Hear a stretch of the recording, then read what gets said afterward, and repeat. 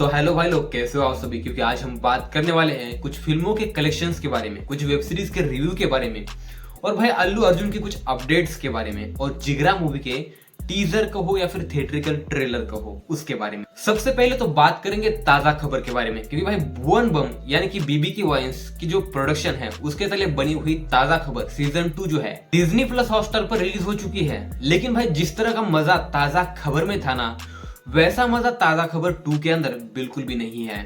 क्योंकि ताजा खबर के अंदर वो जो वरदान होता है, वरदान को मिला हुआ जो वरदान होता है वो अपडेट तो हो जाता है, लेकिन वैसा कुछ भयानक और भयंकर हमें कुछ अलग और यूनिक या फिर मजा आने जैसा इस सीजन के अंदर देखने को नहीं मिलता है भाई। लेकिन मुझे ना भुवन बम से ज्यादा जावेद जाफरी का जो कैरेक्टर था वो बहुत ही बेहतरीन लगा।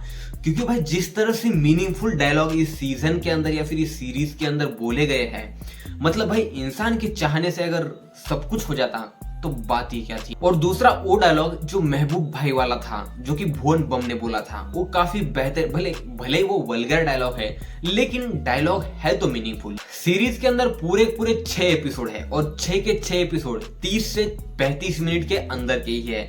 अगर आपको ये सीरीज देखनी है तो आपको लगभग 3-3.5 घंटे इस वेब सीरीज को देने ही पड़ेंगे। देखो सीजन 1 के अंदर हमें देखने को मिला था कि भाई जो ताजा खबर आना भुवन बम को आ रही थी वो बंद हो गया था और उसके बाद वो पूरी तरह से बर्बाद हो चुका था। अब उसके बाद क्या होने वाला था वही हमें देखना था।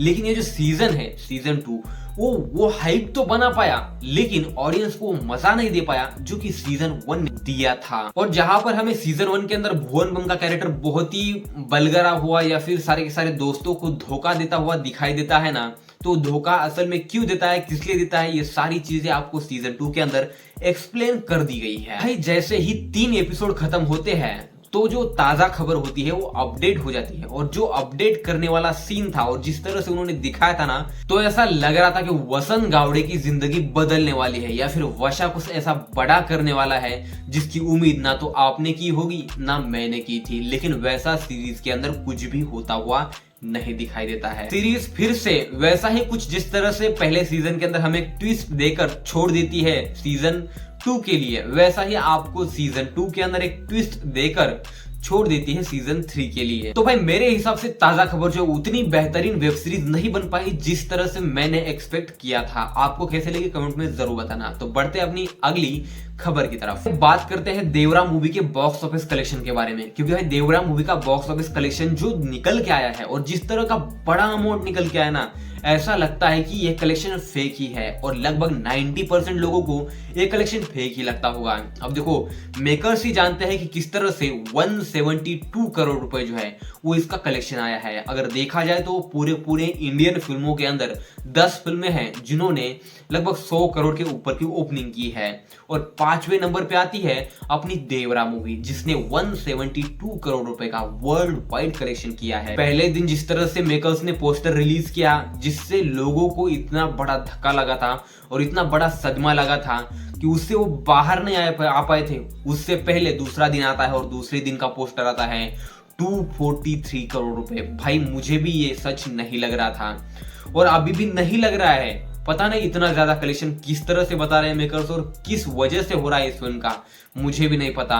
क्योंकि मैंने जो रिव्यू किया है, अगर आपने नहीं देखा है तो वो रिव्यू एक बार जरूर जाके देखना, क्योंकि उसके अंदर मैंने समझा है कि फिल्म असल में है कैसी और देखने लायक है भी या फिर नहीं।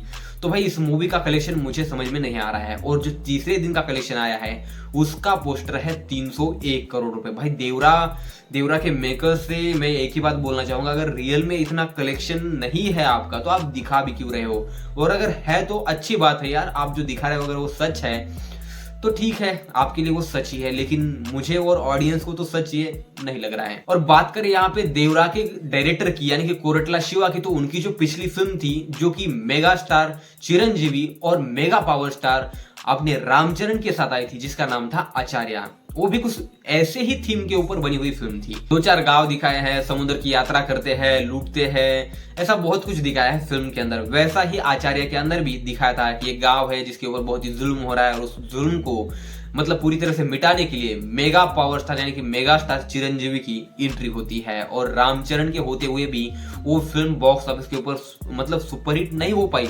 दोनों बाप बेटे थे फिल्म के अंदर, फिर भी बॉक्स ऑफिस के ऊपर फ्लॉप रही, क्योंकि भाई सिर्फ और सिर्फ स्टार्स को लेने से कोई फिल्म सुपर डुपर हिट नहीं हो जाती है। अगर आप देवरा के रिव्यू देखने जाएंगे तो 50-50 है, मतलब पॉजिटिव 50% लोग बोल रहे हैं तो नेगेटिव 50% लोग बोल रहे हैं, और उन नेगेटिव्स में 50% में मैं भी आता हूं, क्योंकि मुझे उतनी खास नहीं लगी। मुझे फर्स्ट हाफ काफी अच्छा लगा, और फर्स्ट हाफ के बाद मुझे ऐसा लगा कि भाई सेकंड हाफ के अंदर मुझे ऐसा कुछ देखने को मिलेगा जिसकी उम्मीद मैंने बिल्कुल नहीं की थी, लेकिन वैसा कुछ भी देखने को मुझे नहीं मिला। और वो लास्ट में जो पानी में फाइट होती है ना, वो भी उतनी मतलब इंप्रेसिव नहीं थी कि जिस तरह से होनी चाहिए थी। अब बढ़ते हैं अपनी तीसरी खबर की तरफ, क्योंकि भाई मैं अल्लू अर्जुन का फैन असल में कब हुआ था और किस फिल्म के साथ हुआ था। अब देखो, इस फिल्म का नाम मुझे तेलुगु में क्या था वो मुझे पता नहीं है, लेकिन मुझे ये पता है कि मैंने इस फिल्म को किस नाम से देखा था। मैंने उस फिल्म को देखा था लकी द रेसर, और लगभग इस फिल्म को मैंने टीवी के ऊपर नहीं बोले तो भी 5 से 10 बार या फिर 15 बार 20 बार, मैंने गिना नहीं है, इतनी बार देखा होगा। और अभी भी जब भी वो फिल्म लगती है ना, मैं उस फिल्म को जरूर देखता हूं, क्योंकि मुझे वो फिल्म बहुत ही पसंद आती है, क्योंकि उसके अंदर का अल्लू अर्जुन का एटीट्यूड और जिस तरह से एक बिंदास माइंड रहता है उनका, और जिस तरह से एकदम फ्रेश एक्टिंग थी यार उसके अंदर, मतलब जो भी उस फिल्म को देखेगा ना उसके अंदर एक अलग से जुनून भर जाएगा, ऐसा ही मुझे लगता है। और मेरे अंदर वैसा जुनून भर भी जाता है, क्योंकि मैं अल्लू अर्जुन का उस फिल्म से फैन हूँ, और तब से मैंने अल्लू अर्जुन की हर एक फिल्म देखी है।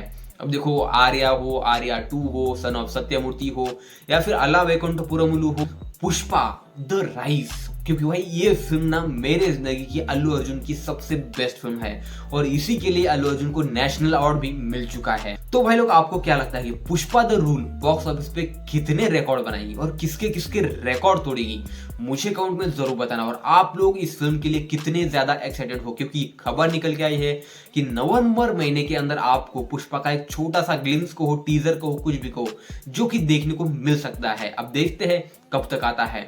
और अपनी चौथी खबर है आलिया भट्ट से, क्योंकि आलिया भट्ट की फिल्म आ रही है जिसका नाम है जिगरा, जिसकी मार्केट के अंदर कुछ भी हाइप नहीं है। फिर भी बात कर लेते हैं फिल्म के बारे में कि फिल्म किस थीम के ऊपर बनी है और इसका थिएट्रिकल ट्रेलर जो है वो किस तरह से निकला है।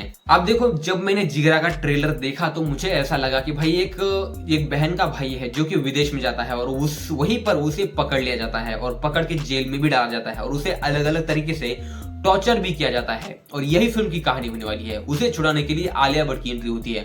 अब आलिया भट्ट के अंदर उतने गट्स नहीं है कि वो उसके भाई को छुड़ा पाए, लेकिन वो उससे पहले कुछ फाइट सीख लेती है या फिर कराटे सीख लेती है, ऐसा कुछ होगा फिल्म के अंदर, मुझे नहीं पता क्या होगा, क्योंकि ट्रेलर के अंदर यही दिखाई दे रहा है।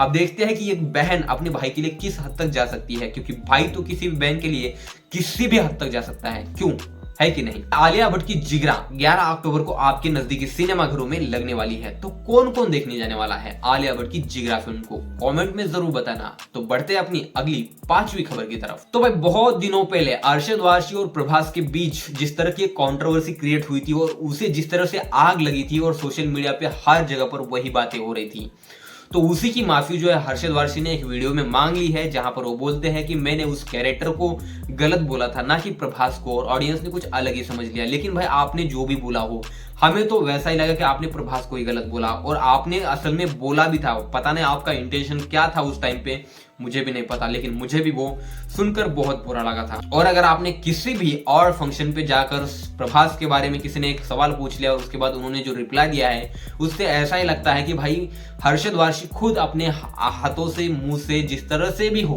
प्रभास से सॉरी बोलना चाहते हैं।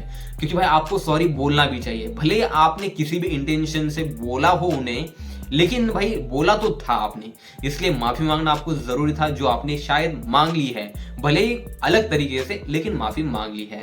तो भाई, हम फैन लोग ना उससे भी खुश है, क्योंकि आपने माफी मांग ली। भाई, अगर गलती किए है ना तो उसकी माफी मांगने में कोई भी बुराई नहीं है, ऐसा मुझे लगता है। तो आपको क्या लगता है कि अरशद वारसी ने माफी मांगकर अच्छा किया या फिर माफी मांगनी नहीं चाहिए थी उन्हें? मुझे तो लगता है उन्हें माफी मांगनी चाहिए थी। और भाई, आपको देवरा के जिस तरह से देवरा ने बॉक्स ऑफिस कलेक्शन किया है उसके बारे में क्या कहना है आपका? और ताजा खबर का सीजन आपको असल में कैसा लगा, अच्छा या बुरा? या फिर जिगरा का थिएट्रिकल ट्रेलर आपको कैसा लगा, अच्छा या फिर बुरा? और अल्लू अर्जुन के आप कब और किस फिल्म से फैन हो उनके, मुझे कमेंट में जरूर बताना। और जाते जाते आपके अपने बालाजी फिल्म वाला चैनल को सब्सक्राइब किए बिना भी बिल्कुल मत जाना, क्योंकि मिलते रहेंगे हम ऐसे ही इंटरेस्टिंग नेक्स्ट वीडियो में। तो वीडियो में अगर आपको कुछ पसंद आया तो इस वीडियो को लाइक करो, शेयर करो, कमेंट करो, और आपको क्या ही बोल सकता हूं। तो भाई लेता हूं मैं विशाल विदा, take care, see you soon, bye bye.